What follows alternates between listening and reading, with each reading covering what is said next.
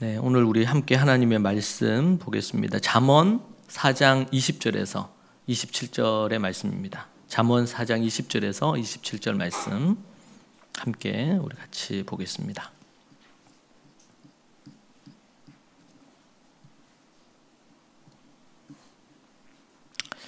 우리 교독에서 말씀 읽도록 하겠습니다. 4장 20절입니다. 제가 20절을 보고 해서 교독에서 27절까지 같이 보겠습니다. 내 아들아, 내 말에 주의하며 내가 말하는 것에 내 귀를 기울이라.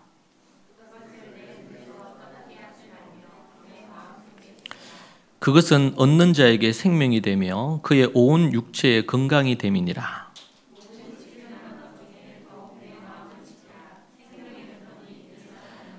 구부러진 말을 내 입에서 버리며 삐뚤어진 말을 내 입술에서 멀리하라. 내 발이 행할 길을 평탄하게 하며 내 모든 길을 든든히 하라. 우러나 치우치지 말고 내 발을 악에서 떠나게 하라. 아멘. 이 현대인들에게 있어서 매우 어려운 것 중에 하나가 자신의 마음을 지키는 것입니다.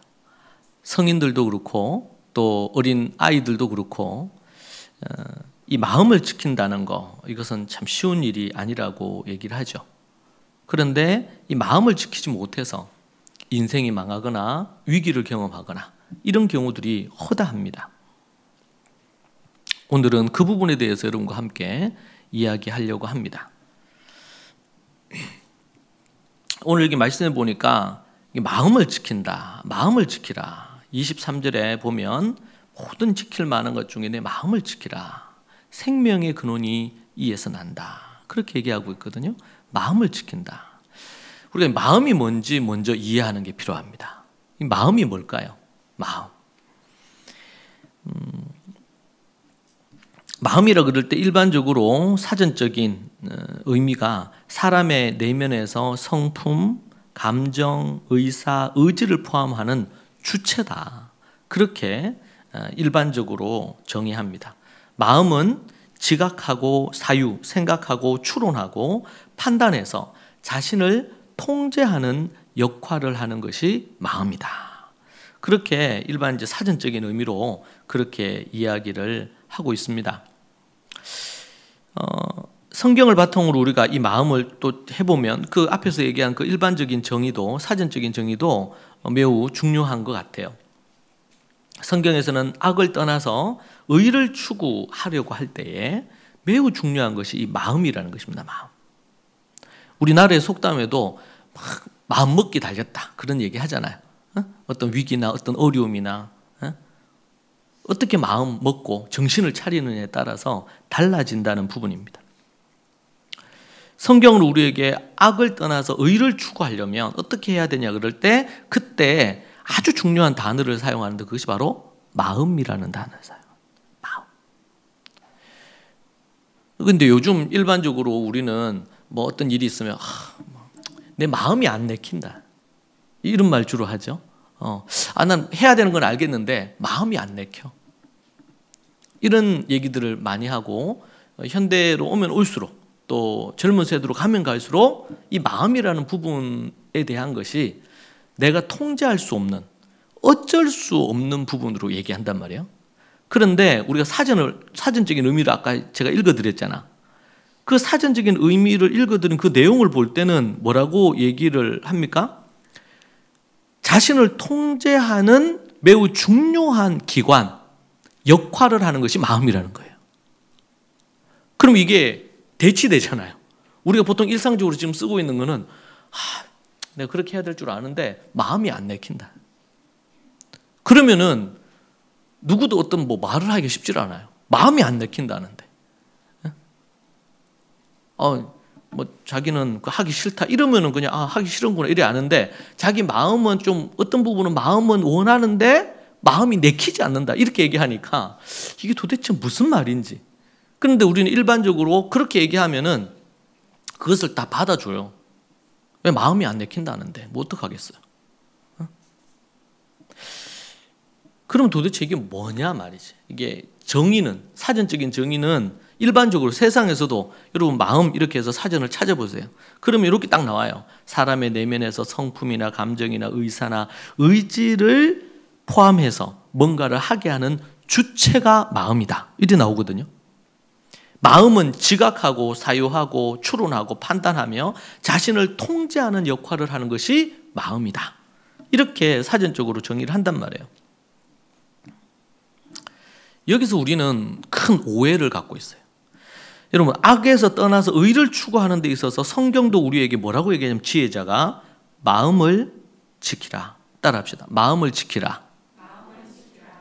마음을 지켜야 된다고 얘기하는 거예요. 여기서 마음이란 뭐냐? 이 원어로 히브리어로 레브라 그럽니다. 마음, 레브. 이 원 뜻은 심장이라는 뜻인데 고대 이 히브리인들은 유대인들은 심장 곧 마음이 인간의 모든 행동을 조절하는 중요한 기관이기 때문에 우리의 내장 중에서 가장 중요한 심장에 이 마음이 있다고 생각을 한 거예요. 가장 중요한 거라고 생각한 거예요.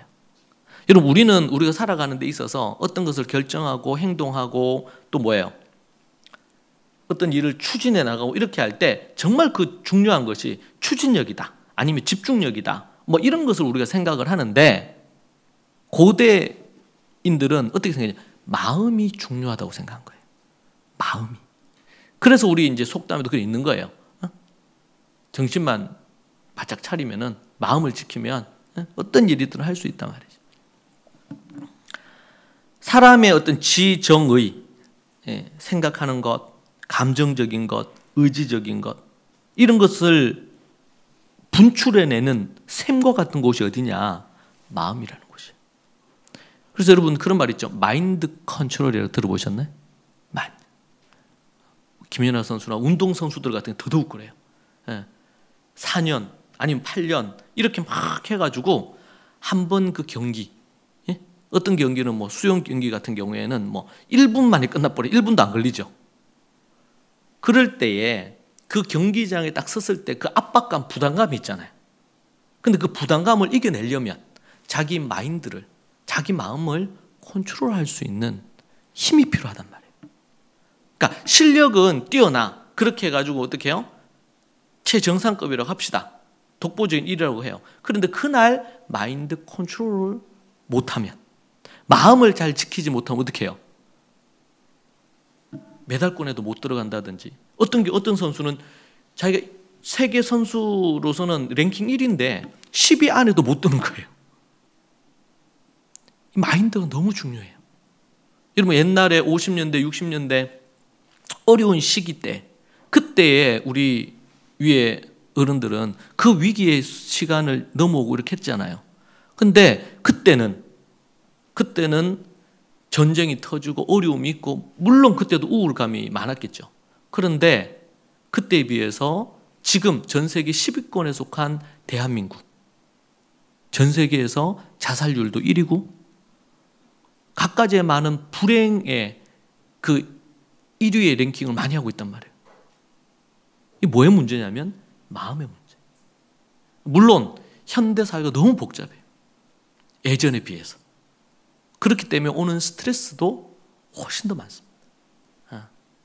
스트레스도 많습니다. 마음을 지킨다. 그러나 성경에 보면 또 예전에는 마음이라는 것이 정말 중요하다고 생각한 거예요, 사람들이.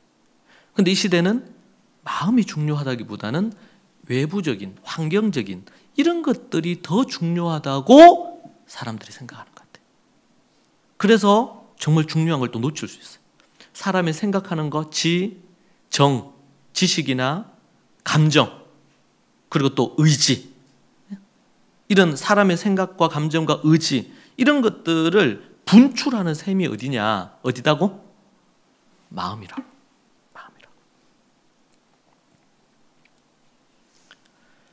자기의 마음을 잘 지킨다면, 이게 잘 조절한다는 거죠. 잘 지킨다면 모든 악에서 피하고 모든 거짓에서 벗어날 수 있다. 그렇게 성경을 우리에게 얘기해 주고 있어요. 그래서 어떤 분은 그런 단어를 썼더라고요. 마음 근육. 우리는 마음에 대해서 잘 모를 수 있어. 근데 마음에도 뭐가 있다? 근육이 있단 말이야. 마음에도 근육이 있다. 마음을 우리가 어떤지, 내 마음이 어떤지를 자기가 내 마음을 잘 들여다보고 혹시 내 마음이 배고프지 않은지, 내 마음이 허전하진 않는지. 여러분 누가 어떤 일을 했어요. 오늘도 우리 간증했는데 우리 그지 몇 주 동안 막 우리 운동회 게임하고 이렇게 한 레크레이션 하기 위해서 준비를 많이 했단 말이에요. 많은 분들이 한 그 퀴즈 그거 했잖아요. 퀴즈 내는 것만 해도 한 5명이 붙어가지고 문제를 다 일일이 냈거든요. 정말 수고가 많았겠죠. 그리고 또 밖에 10군데 나눠가지고 하는 거 이렇게 하는 거 차차차였나 이런 것도 하고 이렇게 했잖아요. 그러니까 그런 거 준비해가지고 근데 거기에 10군데에 서서 그걸 하는 분들이 우리 주일학교 선생님도 계시고 여러분도 계시는데 대거 이제 그렇게 같이 해가지고 근데 내가 알기로 제가 알잖아요. 그분들은 성향이 외향적이지 않아. 대부분 다 썩고다고 조용하고 이렇게 하는데 갑자기 막 해가지고 차차차 이렇게 하고 이렇게 하더라고. 근데 그렇게 많이 수고하고 애를 썼어. 그죠? 그런데 그렇게 하고 나면 사람들이 어떻게 얘기해 줄 건가? 혹시 이걸 내가 잘했다고 할 건가 못했다고 할 건가? 여러 가지 생각들을 사람들이 할 거 아니에요. 근데 오늘 이제 간증에서 그런 거 언급해 줬잖아요. 그러니까 그걸 준비한 사람들은 얼마나 위로가 됐겠어요. 그죠? 그 애를 썼는데 우리 성도들이 함께 즐거운 시간 가지면 좋겠다. 이렇게 해서 애를 썼는데 그리고 어떤 분은 막 너무 힘들었대. 그 준비하면서 자기 성향하고 안 맞는데 준비도 해야 되고 이렇게 해야 되는 것 같아요. 근데 그런 얘기를 들으면 준비한 사람들의 마음이 어때요? 그 위로를 받고 마음의 행복감을 가질 수 있겠죠. 마음이 기쁘겠죠. 아니 그런 거 없이도 준비하고 섬긴 것만으로 기쁠 수도 있지만 그러나 우리 사람은 그런 존재가 아니야. 한마디 말 한마디라도 그런 얘기 들으면 위로가 돼요. 힘이 돼요. 이런 것들이 가능하단 말이에요. 우리는 때로 우리의 마음을 우리 자신이 잘 안 알아줄 때가 있어요. 때로 애쓰고 수고하고 이렇게 했는데 때로는 아무도 안 해줘. 가정에서 아내들이 열심히 음식을 준비하고 챙기고 이렇게. 근데 가족들 중에서 아무도 감사하다는 표현을 혹 안 해. 그럼 섭섭하죠. 그럼 마음이 어떻게 돼요? 허해지는 거예요. 마음이 뭔가 가득 채워져서 행복해야 되는데 마음이 허한 거예요. 현대인들은 그런 것들이 너무 많아요. 왜냐하면 스트레스 받을 상황들이 너무 많거든. 그러다 보니까 서로 위로하고 격려하고 인정하고 잘했다 해주고 이렇게 뭔가를 그렇게 하기보다는 판단하고 정죄하고 평가하고 이런 것들이 너무 많은 거예요. 그러다 보니까 마음이 허해. 그래서 시간이 지나면서 뭐가 생겨요? 우울감이 생겨요. 여러분 그럴 때 여러분 혹 다른 사람 몰라줄 수도 있어요. 제가 이제 목회를 하고 제가 캠퍼스 사역 한 10년 하고 교회 개척하고 이렇게 하고 이렇게 하면서 한 20년 사역을 쭉 해오면서 목사로서 목회를 하면서 섭섭한 게 있을까 없을까? 목사가 어떻게 섭섭합니까? 성령으로 충만해서 늘 능력으로 강건해야 되지. 그것도 맞는 말인데 섭섭할 때가 있어요. 근데 우리가 할 수 있는 대로 우리 공동체 교회는 서로 격려하고 인정하고 할 수 있는 대로 그렇게 해도 때로는 허전함이 생길 수도 있고 섭섭함이 있을 수도 있어요. 근데 그 섭섭함이나 그 허전함을 자꾸 가지고 있으면 어떻게 돼요? 그것이 우울해지고 때로는 뭐가 돼요? 쓴마음이 생겨요. 미움이 생기는 거예요. 그러다 보면 이 마음이 이제 깨어져요. 마음이 흐트러져. 그럴 때 여러분 저뿐만 아니라 모든 경우가 그렇겠죠. 그런 경우가 있을 때 여러분 한 가지 좋은 방법 중에 하나가 있는데 그건 뭐냐면 자기를 인정해 주는 거예요. 자기를 토닥거려 주면 좋아요. 잘했어. 그렇게 잘할 줄은 몰랐는데 참 너무 기대 이상으로 잘한 것 같아. 어떻게 그렇게 할 수 있지? 여러분 자신에게 여러분의 마음을 한번 들여다보세요. 여러분 어때요? 좀 마음이 풍요롭고 마음이 행복한 것 같아요? 아니면은 마음이 허하고 빈약하고 그냥 누가 툭 건드리면 그냥 넘어질 것 같아요? 마음에 또 근육이 있대잖아요. 여러분, 우리가 근육이 없으면 시간이 지나면서 힘들죠. 마음 같아서는 막 무거운 거 막 번쩍번쩍 들 것 같은데 평소에 근육 운동을 해서 근육이 없으면 정말 어떤 위기가 왔을 때 그 물건 못 들어요. 평소에 그거 해야 돼요. 그죠? 마음도 똑같아요. 마음에 근육이 하나도 없어. 그러면은 어떤 상황이 왔을 때 인생에 어려움이 오거나 뭐 그렇잖아요. 어려운 때도 있고 기쁠 때도 있고 행복할 때도 있고 정말 힘들 때도 있고 늘 햇볕만 쨍쨍하게 비추는 건 아니죠. 그런데 그때 근육이 없으면 어떻게 되냐면 넘어지는 거예요. 위기가 왔을 때 넘어져요. 마음은 정신적, 정서적 능력 이상으로 선과 악을 이길 수 있는 힘을 줍니다. 이 마음은 하나님의 지혜를 깨닫는 곳임과 동시에 그 지혜를 가장 효과적인 수단으로 사용할 수 있는 부분이에요. 그래서 성경에서는 이 말씀이 반복해서 나와요. 따라합시다. 마음을 지키라. 마음을 지키라. 마음을 굳게 해라. 마음을 굳게 해라. 그러니까 이런 말씀이 많이 나와요. 자루나 우루나 치우치지 말고 마음을 강하게 하고 담대히 해라. 오직 무릇 지킬 만한 중에 네 마음을 지키라. 이런 얘기 하는데 우리의 마음에, 우리의 생각이나 마음에 딱 이게 안 오는 것 중에 하나는 뭐예요? 안 오는 것 중에 하나는 마음을 어떻게 지켜야 되지? 마음을 지키는 게 맞나? 내 마음 힘든데 지금 내 마음에 힘든데 마음을 지키라. 마음을 강하게 하라. 마음을 담대히 하라. 광야를 지나가지고 지금 저 가나안 땅 앞에 바로 앞에 있는데 정탐꾼을 보내서 마음을 강하게 하고 담대히 하라. 여호수아에게 모세 죽고 나서 여호수아가 이스라엘을 이끌 때 마음을 강하게 하고 담대히 하라. 주야로 그 말씀에 머무르게 하고 그 말씀 마음을 강하게 하라. 현대에서는 이런 말씀을 들으면 너무 큰 걸 요구하는 거 아닌가? 부담스럽다. 도리어 위로받고 격려받고 인정만 받았으면 좋겠는데 뭔가 마음을 강하게 해서 담대히 해서 진격하라는 거잖아요. 힘을 내라는 거잖아요. 그래서 우리가 이 개념이 좀 정확하지 않으면 성경 말씀 그대로 받기가 되게 어렵습니다.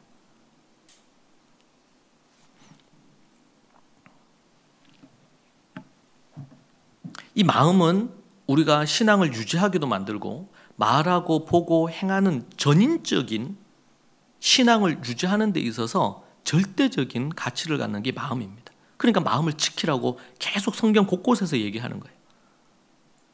그런데 뭐 아이들에게도 그렇고 어른들에게도 그 마음을 지키세요. 이렇게 얘기할 때 그거는 공감 능력이 부족하다고 느끼거나 아니면은 뭔가 내 마음을 이해해 주지 못한다고 이렇게 대부분 생각하는 거예요. 그러니까 성경이 우리에게 얘기하는 것이 이게 뭐예요? 피부로 딱 안 오는 거예요. 저도 그랬거든요. 마음이 힘들어 죽겠는데. 그런데 마음을 지키라. 힘을 내라. 마음을 강하게 하고 담대히 해라. 듣고 싶은 말이 아닐 수 있어요.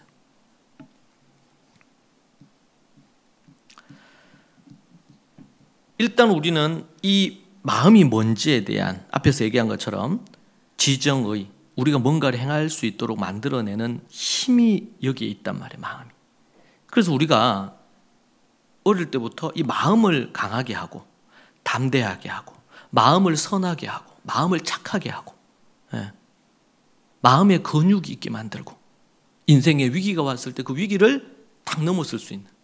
그런데 이 마음을 잘 만들어주지 않으면, 마음을 건강하게 만들어주지 않으면 성인들도 어른들도 마음이 건강하지 않으면 쉽게 삶에 무너집니다.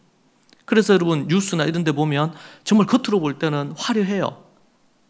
학력도 뭐 쟁쟁해요. 또 뭐야? 그들이 갖고 있는 직함도 쟁쟁해. 그런데 어느 순간 어떻게 해요? 여자 문제로 하루아침에 넘어집니다. 엄청난 부를 가지고 있는데, 그 부를 가지고 있는데 더 큰 욕심을 내다가 하루아침에 전 재산을 날리기도 합니다. 음란과 음행으로 말미암아 순식간에 가정이 깨지기도 합니다. 어떻게 그럴 수가 있는가? 이렇게 했는데 한순간에 인생이 나락으로 떨어져 버리는 거예요. 뭐의 문제일까요? 마음의 문제입니다. 마음의 문제. 마음이 강하지 않으면, 마음이 유약하면 쉽게 무너지고 깨어지고 때로는 다시 일어나기가 어렵습니다. 여러분, 이 시대의 교육, 학교나 이런 교육에서 이 마음을 안 다룹니다. 이 마음을 다룬다는 것을 다르게 표현하면 인성교육이라고도 할 수 있고 그렇게 한데, 그러니까 인생에 위기가 왔을 때 다 그런 건 아닐 수 있지만 최근에도 보면 수많은 자살, 요번 주만 해도 정말 극단적인 선택을 해서 자살하신 분들이 있어요. 뉴스에 막 나오잖아요. 네? 너무 안타까워요, 이게. 그런데 어떻게 이렇게 됐을까요? 옛날 분들에 비해서는, 50년, 60대 옛날 분들에 비해서는 어떻게 해요? 훨씬 더 많이 배우고 신식 교육도 많이 받고, 대학뿐만 아니라 옛날에는 초등학교, 중학교도 못 나오신 분들이 허다했는데 요즘은 대학도 많이 졸업하고 대학원도 나오고 이렇게 하는데도 불구하고 뭐야? 쉽게 어려움이 오면 확 무너져 버리는 거예요. 그리고 사람들이 이런저런 마을에 팔랑귀처럼 쉽게 왔다 갔다 움직여요. 소위 말해 지주가 없단 말이에요.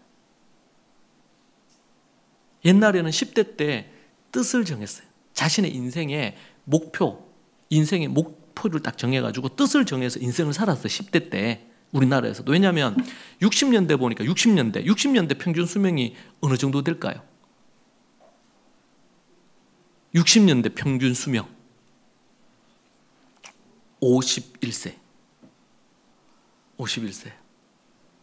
60년대 평균 수명이 지금은 이게 몇 년 전의 자료인데 지금은 여성이 78세, 남성이 71세. 이게 이제 몇 년 전입니다. 그러니까 최근으로 한다면 한 80세가 훨씬 넘을 것 같아요. 그런데 60년대 초반만 해도 51세가, 그러니까 어떻게 해요? 10대 때 뜻을 정하고 20대 때 30대 때 꽃을 피우고 그리고 40대가 되면 이제 그때는 은퇴를, 삶의 마무리를 하면서 그때 자녀들이 10대 후반에 20대 중반에 결혼을 했으니까 그때 결혼해서 자식 낳잖아요. 그렇게 하고 그러면 이 자식이 어떻게 돼요? 부모가 40세가 될 때 되고 그러면 이미 다시 결혼해서 자식이 있어요. 그죠? 그러니까 51세가 될 때는 이미 이제, 근데 그때를 넘어가지고 60세를 넘겼다가 그래서 환갑잔치를 한 거예요. 왜냐면은 평균 51세 정도밖에 못 살았기 때문에 60세를 넘어섰다. 이렇게 하면, 근데 이제는 거의 대부분 60세를 다 넘어서서 살죠. 그러니까 10대 때 뜻을 정하고 20대 때 30대 때 꽃을 피우고 그리고 40세는 어떻게 해요? 이제는 마무리하고. 왜? 50세가 되면 죽으니까. 그런 부분이었단 말이에요. 근데 지금은 20대, 30, 40대가 돼도 자신의 인생의 목표, 뜻을 못 정한 경우가 너무 많은 거예요. 그러니까 어떻게 해요? 이 땅에 내가 왜 태어났나? 부모들이 왜 나를 낳았나? 내가 살기고 싶지도 않은데 왜 나를 낳았나? 너무 힘든 거. 그러니까 너무 힘들잖아요. 50년대, 60년대보다는 지금이 전 세계 또 선진국 대열에 10위권 안에 들어갔어. 너무 행복해. 그런데 헬조선이라는 거예요. 대한민국 지옥 같다는 거예요. 이 말에는 한면으로는 동의하기 어려워요. 옛날에 비해서 얼마나 행복해져. 그런데 또 한면으로는 이해가 돼. 왜요? 너무 경쟁도 심하고 살기가 너무 각박해. 아니, 입에 풀칠하고 사는 걸로 만족을 하기가 어려우니까 상대적인 이 빈곤감, 이런 것들이 너무 커요. 우리나라에서 아무리 힘들고 어려워도 전 세계 5%, 10% 안에 든다 그러죠? 부자예요. 그런데 전 세계에서 가장 행복 지수가 낮은 나라가 우리나라예요. 방글라데시, 소말리아 이런 데보다 훨씬 더 행복 지수가 낮아요. 이게 뭡니까? 상대적인 행복감이에요. 자족하고 만족하지 않은 이상 이게 안 되는 겁니다. 그러니까 힘들고 어려우면 어떡해요? 그냥 인생을 포기해버리는 거예요. 왜? 죽으면 끝이니까. 죽으면 끝이라는 이 시대 정신이 많은 사람들로 하여금 죽음에 이르게 만드는 거예요. 그래서 제가 요즘 기도하면서 그런 생각이 들어요. 우리가 이제 나중에 피켓전도 하고 싶어요. 제가 지금 거의 한 3주 넘게, 한 달 가까이를 피켓에 뭘 쓸까? 이런 생각을 해요. 오늘도 많이 그 생각했어요. 새벽에 일어나서 기도하고 그렇게 하고 나서 생각 드는 게 예수천당 불신죽 이 피켓 들어야 될까? 어떻게 해야 될까? 너무 그것도 좋죠. 근데 정말 인생이 살만하다. 뭐 이런 문구를 좀 해서 사람들에게 우리가 만나는 이 초월역을 쭉 지나갈 때 사람들 왔다 갔다 많이 하잖아요. 아니면 피켓 들고 있으면 차로 운전하는 사람들 다 볼 거 아니에요, 피켓은. 그때에 오늘 이제 생을 마감하고 싶었던 사람이 그 피켓 보고 그래서 제가 생각하기를 피켓을 한 10개를 쫙 이어서 말이 되게 해가지고 그렇게 해가지고 문구를 이렇게 해야 되겠다. 그래서 10명이 쭉 서 있으면 좋잖아요. 그 사람들 지나가면서 한번 읽어볼 거 아니에요. 그래서 제가 그 문구를, 그러니까 우리 성도들 중에 아주 이 카피라이터 같은 아주 짧은 문구인데 광고 문안처럼 그런 걸 잘하는 은사가 있는 분들이 있으면 그런 분들이 좀 이렇게 머리를 좀 이렇게 모아가지고 좋은 문구를 좀 만들면 좋겠어. 그렇게 해서, 그리고 제일 마지막에 뭐 제가 만약에 어떤 말을 한 거를 문구로 만들 수도 있겠죠. 그리고 제일 마지막에 그냥 좋은 가족 교회. 그냥 그렇게만 해도 사람들에게 뭔가 희망을 줄 수 있지 않을까? 자녀 교육 때문에 고민하고 갈등하는 분들에게 정말 인생의 행복이 성적 순이 아니라는 것에 대해서 메시지를 줄 수 있으면 얼마나 좋을까요? 아니면 이런 거 있죠. 화나고 열받았을 때 아이들 훈계하지 마세요. 이런 문구 하나도 사람들에게 뭔가 좀 메시지를 줄 수 있을 것 같아요. 여러분들이 가슴에 좀 꽂혔던 이런 글귀. 지금 이 시대에는 예수천당 불신지옥에서 믿는 분들도 있을 수 있겠지만 한번 복음이 휩쓸고 지나간 자리예요. 우리나라도 후기 기독교 사회라 그래요. 그걸 유럽도 그렇고. 그들에게는 정말 삶으로 다가가고, 그리고 이 시대가 워낙 이미지에 가기 때문에 이미지의 변화가 필요해요. 교회가 우리의 삶에 관심이 있을 수 있구나. 그런 생각도 해봤어요. 우리 제가 설교할 때 그때 얘기했던 주윤발 영화 배우는 8,900억인가요? 8,900억을 기부하고 2공기의 밥이면 충분하다고 말했는데 우리의 진정한 행복은 많이 갖고 성공하는 것으로 참 행복이 있는 것이 아닙니다. 그리고 그 뒤에다가 성경과 관련된, 성경에서 나오는 그 관련된 말씀을 줄 수 있으면, 그래서 제가 쓰고 싶은 문구 중에 하나도 이런 게 있어요.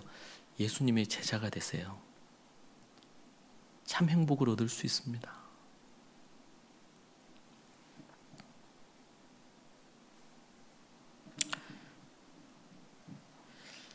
여러분도 한번 생각해 보세요. 문구.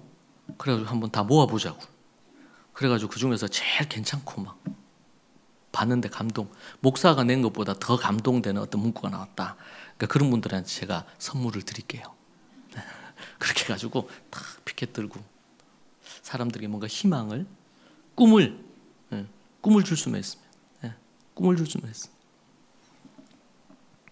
여러분, 우리가 마음을 지키지 못하는 이유가 뭔지를 한번 생각해 보면 현대인들이 너무 바쁜 것 같아요. 그래서 마음을 들여다볼 시간이 잘 없어. 여러분, 우리나라에 지금 가장 이런 그 강연자로 유명한 분 중에 한 분이 김창옥이라는 방송인이죠. 우리 그 또 교수로 그분은 어디 석사나 박사를 한 분 아닌데 서울여대인가요? 거기 교수로 있으면서 했는데 그분이 이제 코로나를 지나고 이렇게 하면서 그분이 뭐 아주 오랫동안 이런 강연자로 많이 영향을 미쳤잖아요. 저도 이제 몇 번 이렇게 들었는데 너무 재밌으면서도 유익하고 그분이 이제 크리스찬이고 그렇게 한데 참 지금 보면은 큰 영향을 한국에 미치는 것 같아요. 그리고 믿지 않는 이들에게 그분이 이제 크리스찬인 걸 다 아니까 또 강연 중에도 이 예수님 이야기라든 성경 이야기를 곧잘 하거든요, 보면. 그래서 많은 사람들에게 기독교에 대한, 교회에 대한 아주 긍정적인 메시지를 많이 주고 있는 것 같아요. 제가 몇 번 강연 이렇게 들어보니까. 근데 그분이 그런 얘기 하더라고요. 코로나 시절에 자기가 사람들 앞에서는 웃으면서 강연하고 얘기하고 이렇게 하는데 어느 순간부터인가 마음이 우울해지는, 많이 우울한 사람들에게 희망을 주고 우울하면서 벗어나게 했는데 정작 자신은 우울해진 거야. 원래 고향이 제주더라고요. 그런데 이제 한 번은 어떤 것 때문에 제주에 있는 자기 친구겠죠. 친구가 창호가 기회 되면 한번 제주도 내려와 이렇게 문자가 왔대요. 근데 그 문자를 받았는데 너무 막 눈물이 나더래. 자기가 강연하고 수많은 데 강연하고 유명해지고 막 그렇게 했잖아요.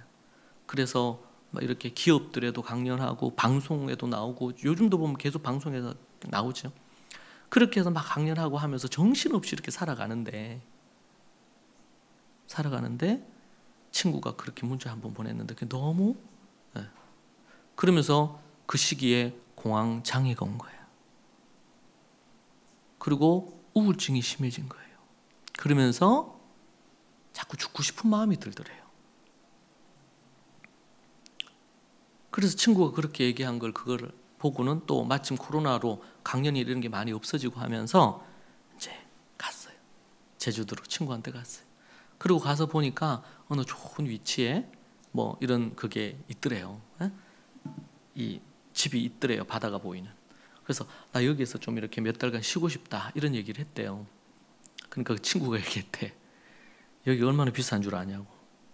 여기는 안 되고 이러면서 이제 어떻게 해가지고 찾았어. 저렴하면서도 머물 수 있는. 거기 있으면서 자기가 모든 걸 내려놓고 거기에서 이제 안식하고 쉬고 이렇게 하면서 시간을 보낸 거죠. 그러면서 이제 한 몇 년 동안 그렇게 했던 것 같아요. 그렇게 하고 나서 그가 이제 쓴 책이 있어요. 그 시간을 다 지나고 나서 쓴 책이 있어요. 우울증에 걸린 많은 사람들과 또 공황장애에 있는 많은 사람들이 그 김창호 그 강사의 그 강연을 듣고는 그 우울증에서 벗어나고 희망을 갖고 이렇게 했었는데 정작 자신은 그러지 못했더라는 거죠. 그래서 자기가 우울함에 빠지고 힘들었는데 자기의 마음을 들여다보는 그런 어떤 시간을 그때 가질 수 있었다. 물론 신앙적인 부분들에 대한 것도 있겠죠. 방송이니까 다 그런 얘기를 하기는 어려웠겠지만 그렇게 해서 이제 말을 한 거예요. 저는 이제 그 모습을 보면서 이 현대가 얼마나 스트레스가 많은지 그리고 경쟁에 얼마나 많이 내몰려 있는지 내가 어떻게 한 것에 대해서 사람들이 어떻게 평가할 건가 여기에 너무너무 스트레스가 됐대요. 본인은. 근데 이제 그런 시간 지나면서 어떻게 해요? 자기가 회복하면서 그러고 나서 지금 자기의 마음을 들여다보는 시간을 많이 가지게 되었다. 그리고 회복이 되면서 그러고 나서는 또 좀 달라진 모습으로 강연하게 되는. 그래서 그 전과 그 후가 강연이 좀 차이가 있다고 하더라고요. 그리고 그렇게 하면서 사람들을 좀 더 이해하는 그런 부분들을 가지면서 얘기하는 거예요. 여러분 현대는 너무나 바쁩니다.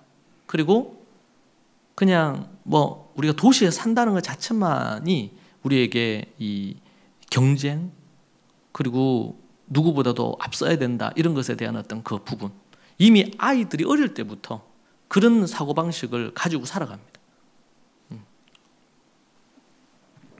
바빠요. 그래서 정신이 없는 거예요. 이 말은 다르게 표현하면 마음을 돌볼 여유가 전혀 없다. 그래서 어떻게 보면 성경에서는 안식일을 하루를 딱 지정해서 그때는 모든 걸 스탑하고, 현대는 더더욱 스마트폰이 있다 보니까 스마트폰, 뉴스, 최근 언론이나 신문이나 뉴스에 계속 반복해서 나와요. 예. 사람들이 아침에 눈 뜨고 잠들 때도 스마트폰을 보고 잠이 드는 거예요. 그러니까 온통 그게 다 빼앗겨가지고 자기의 마음을 돌아볼 여유가 틈이 없는 거예요.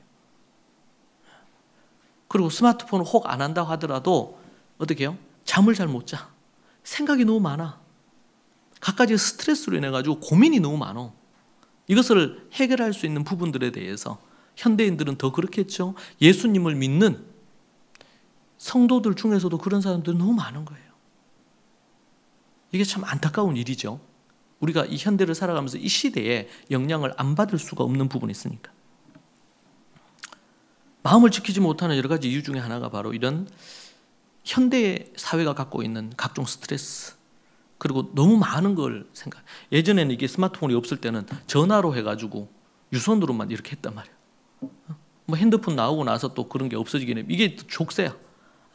어느 순간에든 새벽이든 한밤중이든 언제든 화장실에 있을 때도 연락은 오잖아요. 그러니까 너무 정신이 없고, 그러니까 마음은 자꾸 뒷전으로 가고 눈에 보이는 부분에 정신없이 지내단 말이에요. 그래서 이 시대가 뭐예요? 어떤 책 제목 그런 게 있어요. 너무나 바쁜 스마트한 시대에 사색이 줄어들었단 말이에요. 사색할 시간이 여유가 없어. 근데 여러분 아세요? AI는 이제 너무나 발달을 해서 AI가 뭘 하는 것까지 가냐면 생각하는 것까지 가요. 로봇이 생각하는 부분까지 가. 그런데 그 로봇을 이용하는 사람은, 인간은 생각을 자꾸 안 하는 거예요. 생각하지 않는 시대로 가고 있다. 또 하나는 뭐냐면 마음에 대한 잘못된 이해가 있어요. 앞에서도 얘기한 것처럼 매우 중요한 개념이 우리가 마음을 뭐 할 수 있다? 지킬 수 있다. 이 개념이 너무 중요한 컨셉이에요. 이 개념을 딱 가지고 계세요. 중요하다. 마음을 지킬 수 있다. 우리 마음을 이 말은 뭐예요? 마음을 지킨다는 것은 내 생각, 내 감정, 내 의지를 조절할 수 있다는 말이죠. 이 마음을 정리한 걸 우리 생각해 보면, 그러니까 내 생각과 내 마음과 내 감정과 내 의지를, 내 어떤 뭔가 행동이나 어떤 결정을 내가 통제할 수 있다 없다? 있다. 이게 마음의 정의에서 나온 거예요, 이미. 그래서 우리는 마음을 지킬 수 있다. 이 개념이 너무 중요해요. 그런데 우리가 왜곡되게 이해하는 것 중에 하나는 뭐냐면 내 마음은 내가 내 마음대로 할 수 없다라는 거예요. 어떤 외부의 어떤 영향으로 내 마음이 뭔가 분노가 일어나서 화가 났어요. 내가 이 마음을 통제할 수 없다. 생각이 불현듯 들었어. 이런 생각이 들었어. 이 생각을 내가 통제할 수 없다. 이건 내 안에서 든 생각인데 이게 왜 잘못됐느냐? 이렇게 사람들은 말한단 말이에요. 그런데 성경은 뭐라 그래요? 생각할 그 이상의 생각을 품지 말라는 거예요. 그럼 이 말은 뭐예요? 품을 수 있다 없다? 내가 품을 수 있다 없다? 있다. 우울감이 우리에게 찾아올 때 이 우울감을 내가 마음을 지켜서 우울해지지 않을 수도 있고 우울해질 수도 있어요. 이 선택이 나에게 있다. 자기 책임성. 여러분, 이것이 사라지는 순간 인간은 더 이상 인간으로서의 존재, 나는 생각한다, 고로 나는 존재한다 그랬잖아요. 나는 존재한다, 고로 나는 생각하는 거예요. 인간은 사고하는 존재야. 사고하는 능력을 잃어버리면 그거는 동물과 별 다를 게 없어져요. 인간이. 그런데 이 시대의 정신은 뭐예요? 네 생각이 그러냐? 근데 그 생각이 옳은지 그런지, 네 감정이 그러냐? 감정은 어떻게? 감정은 다스려야 된다. 근데 그 너무 억압하는 거 아니냐 말이에요. 감정을 분출할 수 있도록 해줘야지. 이렇게 말하거든요. 여러분 이게 창세기 4장 5절에서 8절을 보면요. 한번 보실까요? 창세기 4장 5절 8절 한번 보십시오. 창세기 4장 5절 이런 말씀. 가인과 그의 제물은 받지 아니하신지라. 그러니까 가인과 아벨이 지금 뭐예요? 제물을 바쳐서 하나님 제사를 지냈어. 근데 가인과 그의 제물은 받지 아니하신지라. 가인이 몹시 분하여 안색이 변하니. 이렇게 나옵니다. 하나님이 가인을 안 받았고 가인이 바친 제물을 안 받았어요. 그러니까 가인이 몹시 분해서 화가 나가지고 안색이 딱 변하는 거예요. 여러분 그럴 때 있죠? 부모가 아이에게 뭐 어떻게 누구야 이렇게 얘기하는데 자기가 원하는 거가 아닌 다른 거 시켰다고 얼굴이 색깔이 딱 변하는 거예요. 선생님이 딱 누구야 그렇게 하지 마라 이렇게 했는데 색깔이 딱 변해요. 성도들도 그럴 수 있죠. 자기에게 뭔가 자기가 동의되지 않는 설교가 메시지가 있어. 그러면 안색이 변할 수 있단 말이에요. 근데 가인이 지금 하나님께서 얘기했어요. 안 받았어. 제물을 안 받고 제사를 안 받았어요. 그러니까 안색이 딱 변해서 그리고 엄청 화가 난 거야. 6절에 여호와께서 가인에게 이르시되 네가 분하여 함이 어찌 됨이며 안색이 변함이 어찌 됨이냐. 여호와께서 하나님께서 이렇게 얘기한 거예요. 하나님께서 야 네가 이렇게 제물 바치고 이렇게 했는데 내가 네 제사 안 받아서 좀 마음이 많이 상했지. 좀 공감을 해 주셨으면 좋았을 건데 그렇게 안 하고 뭐라 그랬냐면 네가 분하여 함이 어찌 됨이며 안색이 변함이 어찌 됨이냐. 7절에 네가 선을 행하면 어찌 낯을 들지 못하겠느냐. 선을 행하지 아니하면 죄가 문에 엎드려 있느니라. 죄가 너를 원하나 너는 죄를 다스릴지니라. 여러분 우리가 이 말씀을 볼 때 어떤 이들은 이렇게 볼 수도 있어요. 아 정말 하나님 앞에 제물을 바치고 예배 드렸는데 하나님께서 너무 이렇게 대차게 내친 거 아니냐. 사울 심정이 이해가 된다. 이렇게 얘기할 수 있는 사람이 있을 수 있는데요. 우리가 좀 주의해서 봐야 될 거는 지금 뭡니까? 하나님 앞에 제사를 드리는 거예요. 예배를 드리는 거예요. 근데 이 예배와 제사는 하나님이 드리라고 한 방법대로 드려야 되는 거예요. 무엇이 선이고 뭐가 악이냔 말이에요. 왜 하나님이 드리라고 하지 않은 다른 불로 제사 드려가지고 엘리 제사장 아들들이 하나님께서 심판하시잖아요. 죽여버리시잖아요. 그렇죠? 내가 느끼는 감정보다 더 중요한 것은 선과 악, 하나님이 원하시는 것과 올바른 것과 그런 것, 이것에 대한 분명한 기준이 있어야 된단 말이에요. 그 기준에 의해서 볼 때 가인은 잘못한 거예요. 그러면은 하나님께서 잘못했기 때문에 안 받은 거예요. 안 받았으면 어떻게 해야 돼요? 이게 가인이 취해야 될 태도는 왜 아벨의 제사는 하나님 받으셨는데 내 제사는 안 받으셨을까? 자기 반성을 해야 될 거 아니에요. 하나님을 존재를 인정한다면 부모가 자녀에게 이렇게 하지 마라, 그렇게 하면 안 된다 이렇게 했을 때 자기의 뜻과는 다를 때 그때 뭐 해야 돼요? 그 부모한테 왜 꼭 그렇게 해야 되는데? 나 그렇게 하기 싫은데? 이렇게 하면 안 되듯이 부모가 그렇게 얘기할 때 부모가 갖는 권위자가 갖는 의도가 있을 거 아니에요. 내가 어떤 부분 잘못돼서 이것에 대해 책망을 듣나? 내가 뭘 고쳐야 되나? 이게 맞잖아요. 그런데 그렇게 하지 않고 가인이 한 게 뭡니까? 안색이 딱 변하고 그리고 나서 그 일순간 안색이 변한 게 아니에요. 보니까. 그러니까 그걸 아시는 하나님께서 가인에게 직접적으로 얘기하죠. 네가 분하여 함이 어찌 됨이냐? 안색이 변함이 어찌 됨이냐 도대체? 이 말은 다르게 표현은 뭐예요? 네가 어떻게 제물과 제사를 잘못 드렸는지를 네 자신을 돌아보고 마음을 반성하고 회개하고 돌이켜야지.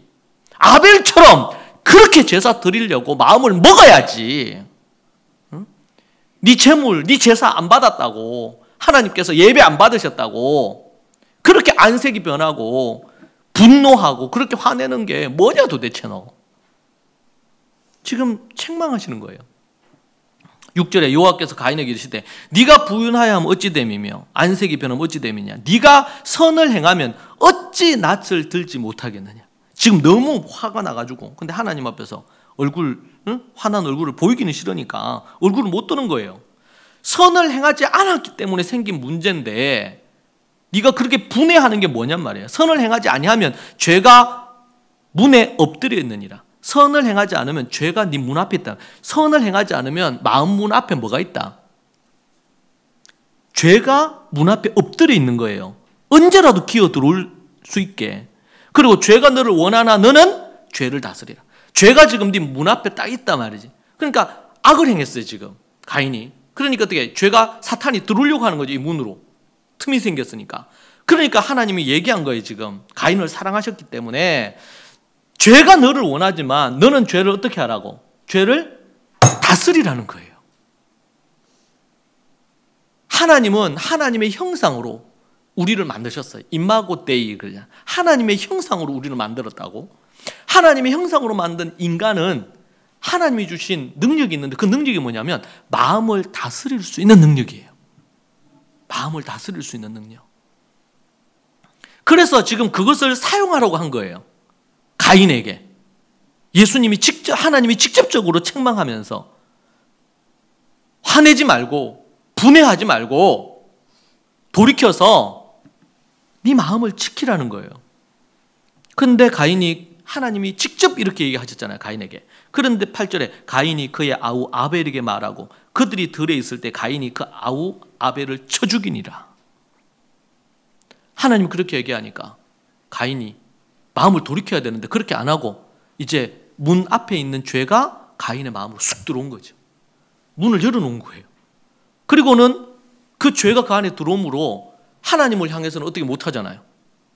그러니까 동생 저것만 죽이면 하나님이 내 제사 안 받겠냐 말이지. 자기의 분노와 화를 누구에게 팍 풀어버려요? 동생 아벨에게 풀어버려요. 그래서 쳐 죽여버린 거예요. 그래서 뭐라 그래요? 성경에서는 의로운 자의 피가, 신약 성경에서는 이 아벨을 순교자로 보는 거예요. 순교자. 의를 위해 핍박을 받고 죽음에 이르렀으니까. 자, 여기서 우리가 분명히 알 것은 뭡니까? 이 시대 정신이 놓치고 있는 게 뭐예요? 놓치고 있는 것이 우리는 우리의 마음을 다스릴 수 없다는 거예요. 그러나 성경은 우리에게 우리의 마음을 다스릴 수 있다. 그러니까 여기서 우리가 한 가지 생각할 것은 우리가 이 세상 속으로 얘기했잖아요. 우리 주제가 세상 속으로, 우리가 이 세상에서 만나는 사람들을 만났을 때 그 사람들을 대할 때 그 사람들이 갖고 있는 마인드는 뭐예요? 개념은 마음 내가 할 수 없다. 이 마인드가 있는 거예요. 그러니까 그 사람들에게 우리가 접근하거나 다가가거나 관계를 맺을 때 1차적으로는 뭐예요? 그 사람들이 얘기하는 거에 공감을 표할 필요가 있어요. 왜? 다 그렇게 생각을 하니까. 자, 그런데 마음을 지키고 마음을 다스리는 것이 내 안에서 가능하다 라는 메시지가, 이게 매력적인 거예요. 세상에서 얻을 수 없는 지혜예요, 이게. 그런 부분에 대한 간증과 이야기를 나눌 필요가 있어요. 왜냐하면 다 그렇게 소위 말해서 그렇게 쇠뇌가 돼 있어.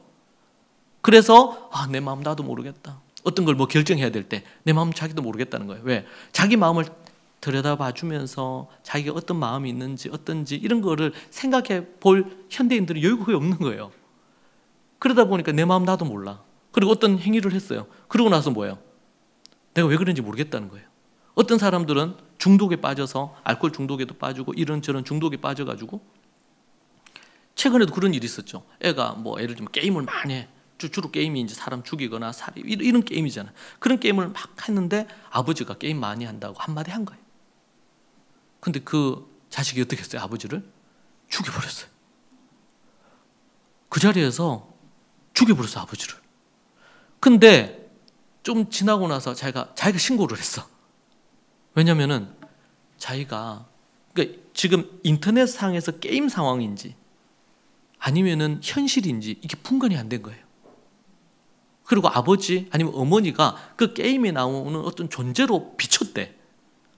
이게 중독에 빠졌을 때 나타나는 현상이에요. 여러분 이게 이제 심하면 어떻게 될까요? 정신질환으로 넘어가는 거예요.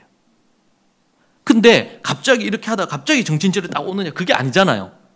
이런 마음의 문제, 마음의 병이 들거나 문제가 생기는 것과 관련되면서 이게 발전이 되고 시간이 지나고 우울해지고 갖가지 많은 어려움이 생기고 선천적으로 정서적으로나 정신적으로 어려움이 있는 경우가 있을 수는 있습니다. 예. 그러나 다수의 많은 경우는 현대가 갖고 있는 중독이나 여러 가지 문제들로 인해서 이게 정신질환으로 아니면 또 귀신 들림으로 이게 발전하는 부분들이 많이 있단 말이에요. 근데 한순간에 되는 게 아니고 과정이 있어요. 과정이. 그러니까 얼마나 이게 비참한 일이에요. 근데 자기도 그랬는지 몰랐단 말이에요. 이게 정말 무서운 거거든요. 정신이 없는 거잖아요. 혼이 빠져나간 거잖아요.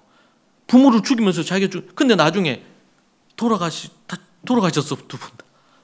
그러고 보니까 자기 뭔 짓을 했는지. 여러분, 이런 일들이 매일 일어나고 있어요. 정말 안타까운 일이에요. 여러분, 분명히 우리가 만약에 이것만 알아도 많은 부분 변해요. 내 마음 내가 지킬 수 있다. 내가 나를 통제할 수 있다. 우리 하나님 안에서. 왜? 하나님이 주신 형상이 통제할 수 있는 능력을 우리 안에 가지고 있도록 만들어 주셨거든요. 근데 그걸 모르면 어떻게 해요? 어쩔 수 없다. 내 마음 나도 모르겠다. 내가 어떻게 해야 될지 모르겠다. 그럼 뭐예요? 주체가 없는 거예요. 주체가. 응? 주관이 없는 거예요. 이 부분에 대한 거. 그리고 죄 때문에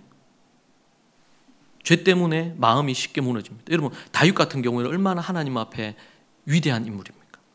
골리앗을 죽였어요. 사자도 하고 싸우고 뭐 이렇게 했는데 골리앗 그진 3m가 되거든요. 장군이야. 근데 그 앞에 이 소년 다윗이 섰는데 하나님을 향한 믿음을 갖고 마음을 강하게 하고 담대하게 해가지고 싸워서 이긴 거예요. 근데 돌멩이 몇 개만 들고 갔기 때문에 들졌는데 넘어졌잖아. 그러니까 골리앗이 칼을 빼가지고 목을 잘랐단 말이에요. 그리고 머리를 들고 온 거예요. 사울 앞으로. 얼마나 마음이 강했던 사람입니까? 근데 그랬던 그가 이제 왕이 되고 나서 궁을 거닐다가 여인을 보고 음욕을 품어서 결국에는 그 여인을 성폭행하고, 그리고는 임신된 사실을 알고는, 그러니까 임신된 사실을 알게 됐다는 것은 시간이 또 흐르고 있다는 거잖아요. 그런데 임신됐다는 사실을 알고 그 우리야, 자기의 충신이에요. 충신을 불러가지고 이 아이가 자기 애가 아니라는 거를 하려고 하다가 이게 안 되니까 그가 다시 전장으로 가는 거기에 편지에다가 죽이라고. 정말 악하죠. 다윗이 마음을 빼앗긴 겁니다. 가인하고 똑같아요. 그 마음문 앞에 지금 죄가 도사리고 있는데 그것을 다스려야 되는데 못 다스린 거예요. 결국에는 다윗이 살인하고 간음하고 이렇게 함으로 정말 인생에 큰 오점을 남기죠. 그때 이후로 다윗의 이야기는 거의 없어요. 그가 이제 회개하고 용서를 받습니다. 회개하고 용서는 받아요. 하나님 용서해 주십니다. 그러나 그것이 가져다 준 대가는 엄청 크죠. 네. 죄 때문에 마음을 지키지 못하는 겁니다. 무너진 겁니다. 그럼 어떻게 우리가 이 마음을 지킬 수 있을까요? 현대어로는 이렇게 현대 이 20절에서 27절 말씀 이렇게 번역해요. 친구여, 내 말을 잘 듣고 내 목소리에 귀를 기울여라. 내 메시지를 항상 잘 보이는 것에 두고 거기에 집중하여라. 힘써 외워라 하야 하라는 말이에요. 그 명령을. 이 말을 깨닫는 사람은 참으로 제대로 살고 몸과 영혼이 건강해질 것이다. 두 눈을 부릅뜨고 내 마음을 지키라. 23절. 마음은 생명의 근원이다. 한 입으로 두말하지 말고 경솔한 농담이나 악이 없는 거짓말, 잡담을 피하라.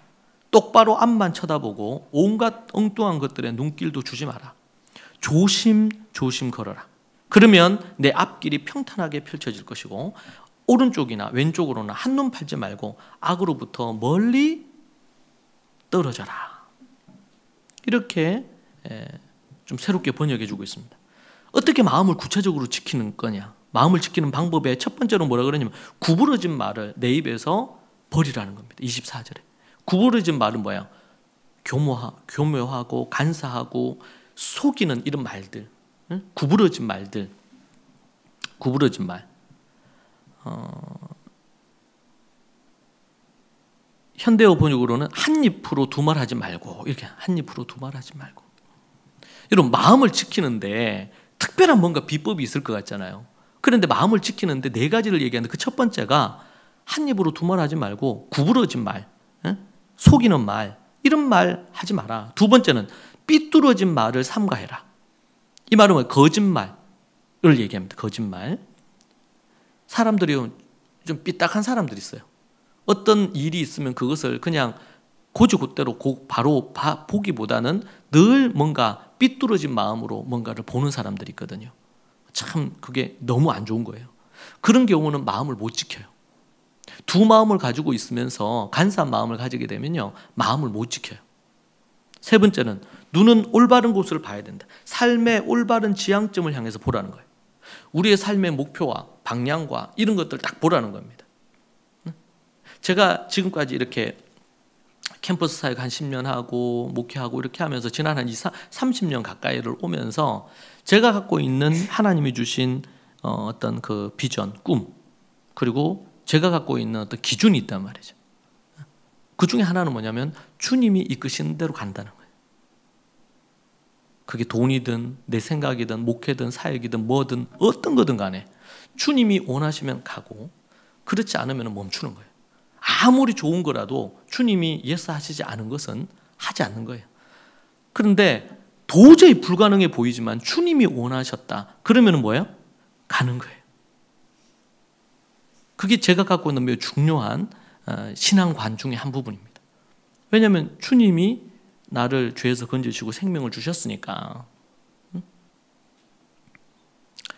그래서 때로는 섭섭한 일, 억울한 일, 힘든 일 이런 것이 있어도 계속 그 길을 갈 수 있는 게 뭐야? 우리가 목표하는 표도예요. 방향이에요.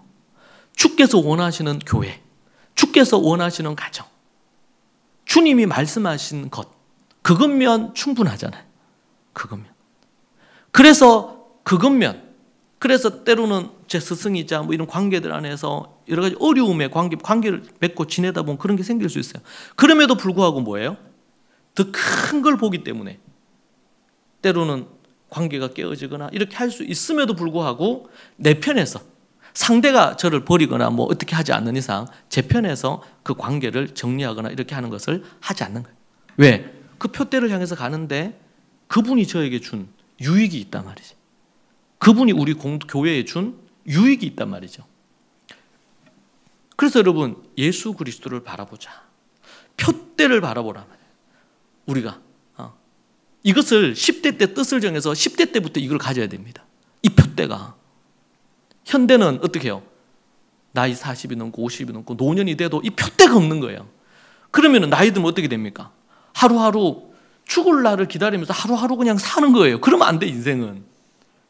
10대가 됐든 70대가 됐든 80대가 됐든 간에 하나님이 오늘을 살게 하실 때 오늘의 목적과 목표가 있잖아요. 그것을 향해서 믿음으로 우리는 살아야 되는 거예요. 그러니까 아침에 눈을 떠서 내가 살 이유가 있는 거야.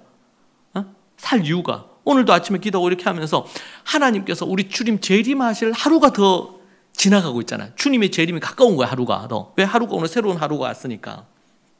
그죠? 기대하면서 소망하면서 식지 아니하는 열정이 내 안에서 일어나도록 만드는 것은 비전과 꿈입니다. 목표란 말이에요. 표대란 말이에요. 그것을 두고 기도하고. 그래서 저는 요셉을 너무 좋아하는데 요셉의 인생을 보면서 제 인생이 바뀐 것 중에 하나는 뭐냐면 요셉이 어떻게 했어요? 형들이 자기를 팔았잖아요. 자기를 죽이려고 했잖아요. 그런 노예 생활하고 13년 넘는 시간 동안 고난의 세월을 보냈죠. 인생의 거의 절반 가까이를 그렇게 보냈어요. 30대 그가 국무총리가 됐을 때. 그런데 우리 창세기 50장에 보면 뭐가 나옵니까? 깨달은 거예요. 형들이 나를 죽이려고 한 건 맞지만 나를 이곳으로 인도하시는 이가 누구다? 하나님이시다. 빅픽처로 본 거예요. 지금 당장의 문제가 아니고 더 큰 그림을 딱 봤단 말이에요. 그러니까 이 형들은 어떤 거야? 나를 이 애굽으로 오도록 만든 쓰임받는 종이었단 말이지. 이들이 잘못된 악한 의도로 나를 죽이려고 하고 나를 팔아먹고 이렇게 한 것은 하나님이 이 사람을 다루실 일이에요. 나는 하나님의 그 큰 그림 아래에서 형들을 통해서 여기 왔어. 그러니까 요셉이 뭐라고 합니까? 형제들에게 창세기 마지막에 와서 형들이 나를 이렇게 팔았다고 해서 염려하지 마라. 내가 하나님을 대신하겠느냐? 내가 당신들과 당신의 자녀들까지 손자들까지 내가 거두어서 저들을 돌보고 키우겠다. 에? 할렐루야. 큰 그림을 보면 당장의 어려움, 당장의 섭섭함, 당장의 분노 이런 것들이 아무도 아닌 것이 실제로.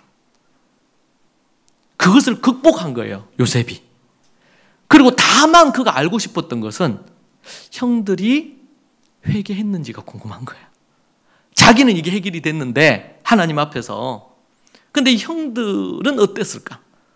그래서 이제 그 보면은 스토리가 나오는 게 보면은 동생 베냐민을 감옥에 가두고 만약 한다면 이 형들이 어떻게 할까? 나를 버리듯이 이 동생 베냐민도 버리는 걸까? 아닐까? 이게 테스트를 한 거예요. 근데 테스트는 어떻게 해요? 형제들이 다 그것 때문에 평생을 죄책감 갖고 산 거예요. 그리고 베냐민을 대신해서 유다가 어떻게 합니까? 내가 대신해서 감옥에 들어가겠다. 제발 이 동생망언을 살려달라. 그때에 이 요셉이 눈물이 터지죠. 형들에 대한 마음도 확 다 열린 거예요. 에?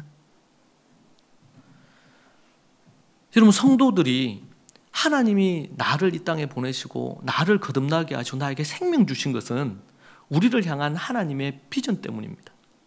여러분을 하나님의 말씀의 사람으로, 하나님의 사람으로 쓰시려고. 지금 공부를 하는데 뭐 이런저런 어려워. 여러분, 큰 그림을 보면 지금의 이런저런 것이 별로 크게 중요한 게 아니에요, 실제로. 나중에 시간이 지나면서 이제는 어떤 진로를 하고 어떤 일을 할지 하나님 앞에 계속 찾아 들어갑니다. 그런데 이게 생각처럼 이게 쉽지 않아요.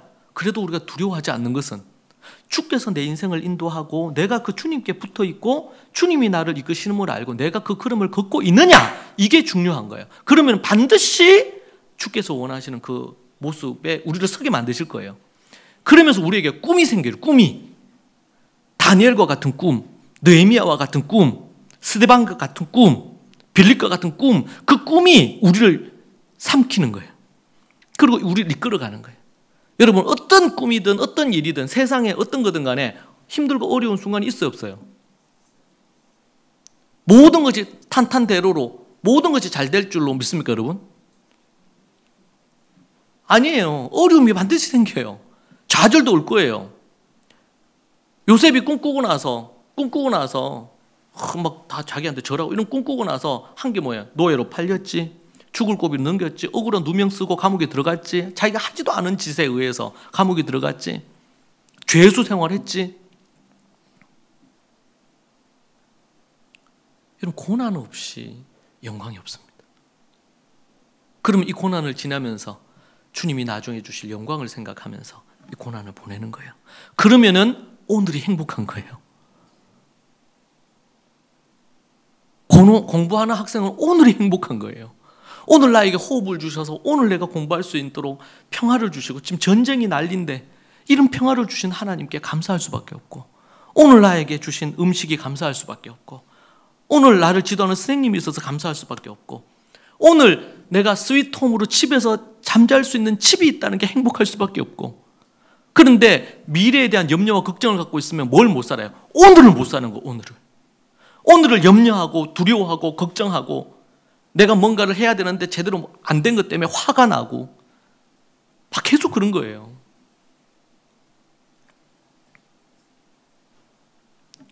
눈을 똑바로 보고 가야 된단 말이에요. 마음을 지키려면.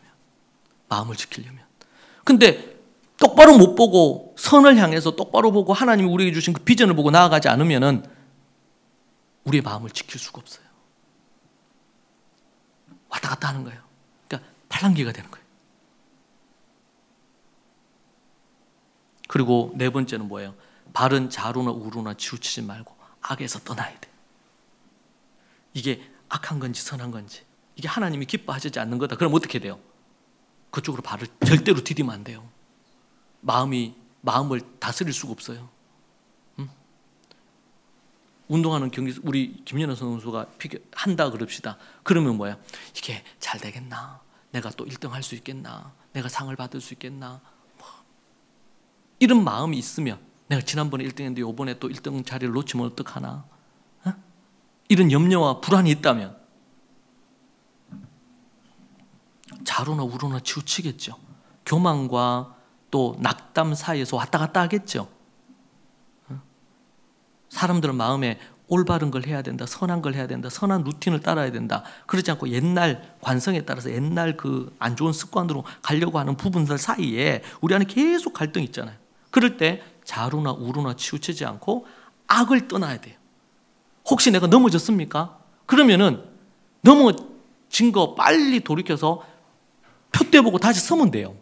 넘어진 것에 주저앉아 있으면 안 돼요. 그래서 그런 말 있잖아요. 넘어진 게 문제가 아니고 넘어졌을 때 일어나지 못하는 게 문제인 거예요. 그게 주저앉아서 못 일어나는 거예요. 믿음 생활도 똑같아요. 믿음 생활 똑같아요. 때로는 훈계를 받아요, 성도들이.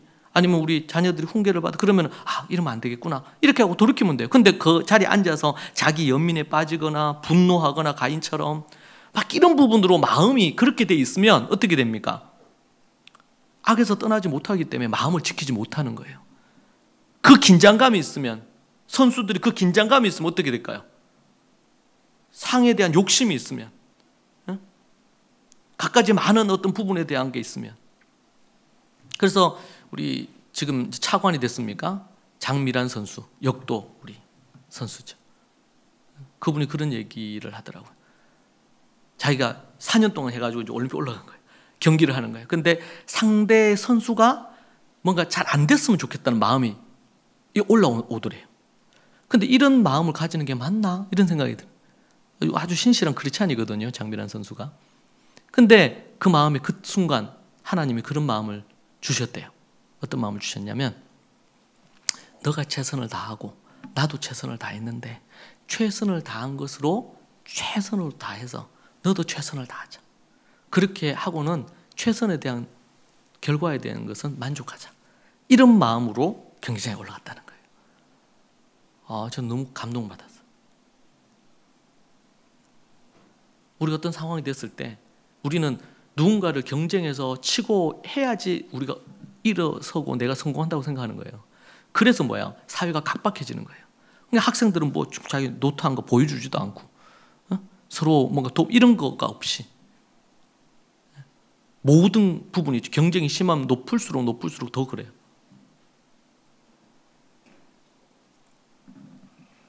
악을 행하면 안 돼요. 구부러진 말, 두 가지가 다 말을 조심하라는 거예요. 구부러진 말 내 입에서 버리고 삐뚤어진 말을 삼가하고. 여러분, 말에서부터 마음을 지킬 수 있는지 없는지가 나옵니다. 부정적인 말, 내가 할 수 없다는 말, 이래서는 안 된다는 말, 과거에 매여 있어서, 실패에 매여 있어서 말을 어떻게 하느냐에 따라서 나는 할 수 있다. 주님이 나와 함께 하시면 내가 내 마음을 다스릴 수 있다. 나는 잘 될 거다. 이런 부분에 대한 걸로. 말이 너무 중요합니다, 말이. 그리고 눈이, 입이었다면 이제는 눈이 어디를 볼 거냐. 다른 거, 좌우에 우리를 혼란스럽게 만드는 거, 산만하게 만드는 거 다 쳐내야 돼. 오직 그것만 쫙 보고 가는 거예요. 여러분 안에 불현듯 들어오는 생각들, 마음들, 이런 거 여러분의 거 아닙니다. 사단으로부터 왔을 가능성이 높습니다. 부정적인 생각들이 이런 것에 내가 사로잡혀서 나오는 생각들이고 말이에요. 눈을 올고루 쓴 곳으로 봐야 됩니다. 그리고 내 발이, 내가 움직이는 거, 그것이 악을 제하고 선한 것으로 발을 내디뎌야 됩니다. 그럴 때 마음을 계속 지킬 수가 있고, 지킨 그 마음이 여러분을 정말 하나님이 육신의 건강뿐만 아니라 영육간에 하나님이 주시는 모든 복을 누릴 수 있다고 오늘 말씀에서 우리에게 얘기해 줍니다. 사랑하는 여러분, 우리는 마음을 지킬 수가 있습니다. 때로 우리는 연약하고 넘어질 수 있습니다. 그러나 그때에 우리는 다시 우리 주님을 바라보고 십자가를 붙들고 우리는 우리의 마음을 지키며 나아갈 수 있습니다. 그러기 위해서 우리의 말, 입, 우리의 눈, 우리의 손과 발이 어떻게 해야 되는지를 생각하고 여러분이 여러분 마음을 통제하십시오. 하나님의 놀라운 역사가 여러분의 삶 가운데 이 한 주간 일어날 줄로 믿습니다. 기도하십시다.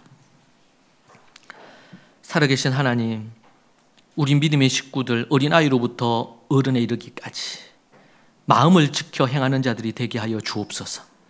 어떤 상황이 오더라도 주님이 우리와 함께 하시니 우리가 자족하고 만족하고 기뻐하며 우리의 마음을 지킬 수 있도록 주님 도와주옵소서.